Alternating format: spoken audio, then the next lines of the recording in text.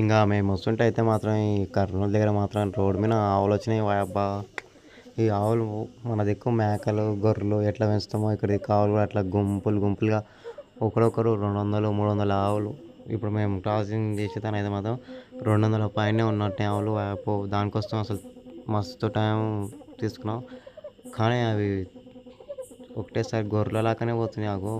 మొత్తం అక్కడ బండ్లు అక్కడనే అయినాయి, ఇక్కడ బండ్లు ఇక్కడనే అయినాయి. కానీ అవి అయితే మాత్రం పోతూనే ఉన్నాయి, వాటి దారిపోటు అవే పోతున్నాయి. అన్నీ చెలు కావాలి అంటారు, మొత్తం తెల్లనే ఉన్నాయి. ఒక్కళ్ళు మనకైతే నల్లగా అయితే ఒక్కటి కనిపించదు, మొత్తం తెల్లయ్యే ప్యూర్ తెల్లవి.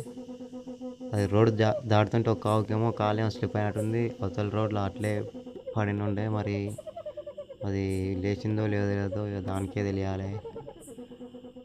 అవి అయిపోతాయేమో అనుకుంటున్నాం కానీ మా వాళ్ళు ఉండి 50 100 అంటున్నారు. నేనైతే 200 పైన ఉంటాయి పక్కా అని నేను అన్నా. అవి ఎన్ని ఉన్నాయో నాకు తెలిసి బాగానే ఉన్నాయి. అవి అయితే అన్నీ చిన్న ఆవులు, తెల్ల ఆవులు, పెద్ద మేకలాగానే గుంపు చూసుకున్నా. దాంతో పాటు దాని పిల్లలు